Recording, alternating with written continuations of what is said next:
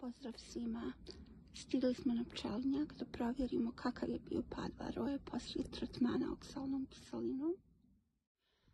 Prije samog tretmana oksalnom kiselinom sve umetke u podnjećama smo oprali da bi na današnjem pregledu jednostavnije mogli uočiti kakav je pad varoje i da bismo mogli primijetiti jasno gdje nam je pozicionirano klube. Ovdje se jasno vidi da je klube u centralnom dijelu košnice, nešto naprijed. Vidi se u kom dijelu otvara mednje poklopce, to su ove sitne male čestice koje se nalaze. Međutim, ono što je dobro jeste da je pad varoje neznatan, što znači da smo radili dobar posao u toku sezone.